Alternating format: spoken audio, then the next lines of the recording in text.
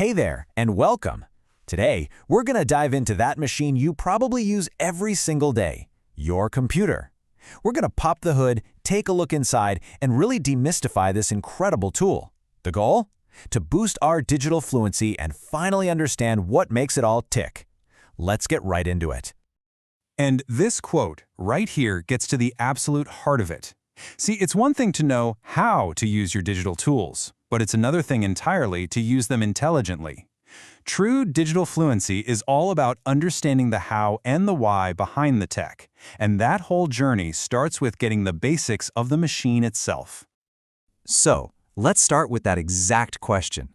Think about it. You press the letter H on your keyboard, and poof, an H appears on the screen. It feels instant, like magic, right? But it's actually a fascinating, super high-speed journey. So today, we're going to follow that signal from your finger, deep into the computer's brain, and all the way back to your screen. To really start unlocking that black box on your desk, it kind of helps to see just how much that box has changed over the years. You know, the core logic inside has stayed surprisingly similar, but the physical machine? Oh, that's a story of some serious transformation. I mean, just look at this timeline. It's wild. We started back in the 40s with these massive machines that filled up entire rooms with vacuum tubes. Then the 50s and 60s brought total game changers like the transistor and the microchip, which made computers way smaller and way faster. That, of course, led to the birth of the personal computer in the 70s and 80s, finally putting this power in our homes. And now, all that power, and honestly, so much more, fits right in your pocket. So every single thing you do on a computer, every command, it all starts with us. We have to tell the machine what we want it to do. This first step in the whole process is called input, and it's basically how we translate our intentions from the real world into the digital one. So how does a machine without, a mind of its own, perceive our commands? Well, the best way to think about it is that input devices are the computer's senses. Seriously, a webcam is its eye, a microphone is its ear. They're the bridges that take our physical actions, a click, a tap, a spoken word, and turn them into a signal the computer can actually start to work with. And here are some of those senses we use all the time. You've got the classics, the keyboard and mouse, for sure, but think about it. Scanners turn a real page into a digital file. Webcams capture your image. Microphones convert the sound waves of your voice into data. At the end of the day, they're all just translators.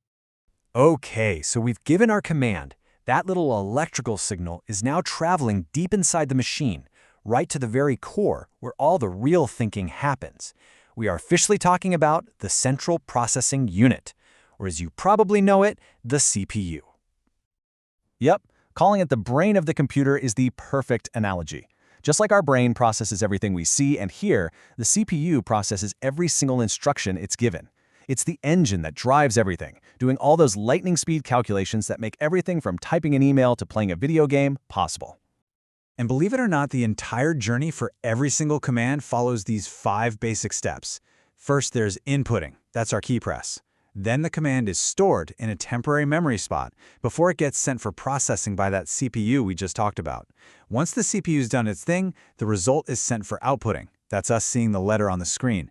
And that 5th step, controlling. That's like the air traffic controller for the whole operation, making sure everything happens in exactly the right order. It's a beautifully simple flow. And if we zoom in even closer on the CPU itself, we find this little team of 3 key players working together. First up, the control unit. It's the manager, kind of like a central nervous system telling everyone what to do. Then you have the arithmetic logic unit, or ALU. Just think of this as the dedicated, super fast calculator that handles all the math and logic.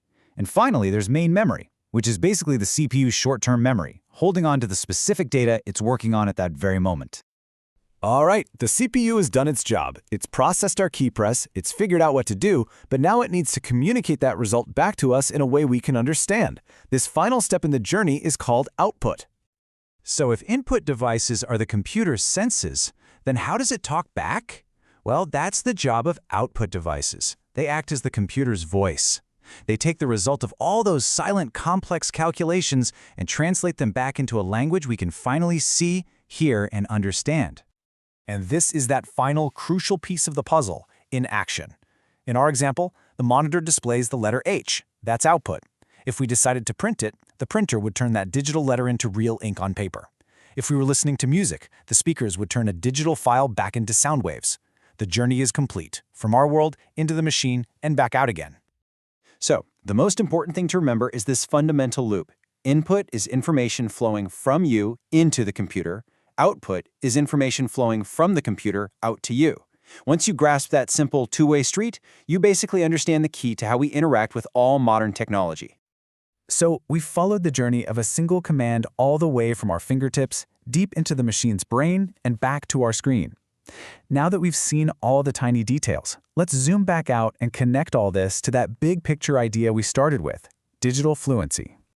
And that's really it. That's the secret. That thing that seems like a magical instant event is actually just a logical, step-by-step process of input, processing, and output. And now you're equipped with the foundational knowledge of how every computer, from a giant server to your smartphone, fundamentally gets the job done. And this brings us right back to where we started.